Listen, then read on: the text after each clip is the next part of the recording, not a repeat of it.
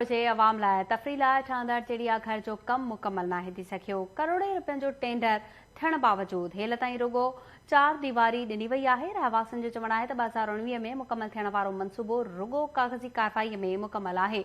ज़मीन ते कुझु नज़र नथो अचे। रिपोर्ट करे रहियो आहे ख़ादिम चोणी जो। नाज़रीन, असीं हिन वक़्तु खैरपुर जे रबू वारी खॾ वारे इलाइक़े में मौजूद आहियूं। हिते जेको चिड़ियाघर ॿुधायो पियो वञे, जेको काफ़ी बस जो मौज़ू बणियल आहे, अचो त उन हवाले सां हिते जेके खैरपुर शहर जा रहवासी आहिनि उन सां ॻाल्हि ॿोल कयूं त छा पिया ॿुधाइनि। चिड़ियाघर जेको आहे टेंडर हिते पास कयो वियो त जीअं खैरपुर जा माण्हू जेके आहिनि से रिलीफ ऐं तफ़री वठी सघनि। पर अफ़सोस जी ॻाल्हि आहे त हिन महल ताईं तव्हांखे हिते किथे बि को चिड़ियाघर या को जानवर नज़र न ईंदो। बल्कि जेका आहे तव्हां ॾिसो इहा भित आहे, इन खां इहा 50 करोड़ खां त वधीक जेका आहे सा इहा विकिरो कई वई आहे ऐं 62 करोड़ में टेंडर पास कयो वियो हो। उहो 62 करोड़ काॾे वियो? न हिते जानवर आहे, न हिते को पखी आहे। हिते एॾी वॾी ठगी, एॾो वॾो धोखो। चिड़ियाघर जी जगह इहा ज़मीन आहे खैरपुर में हिते आहे, उनजी 14 दीवारी भी उते निकतल आहे।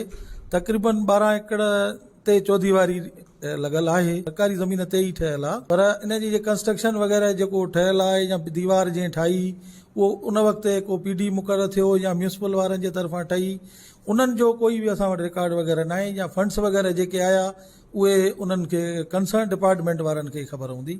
उन्हनि सां असांजो कोई बि माना ॼाण न आहे काई बि। निहायती अफ़सोस सां चवणो थो पवे त सिर्फ़ु दीवार आयल आहे ऐं अवी वञी ॾिसंदो त किथे बि कंहिं बि क़िस्म जो के पार्क जो ॾिख कोन थो ॾे, पर हिकिड़ो खंडरा जो ॾिख ॾींदड़ आहे।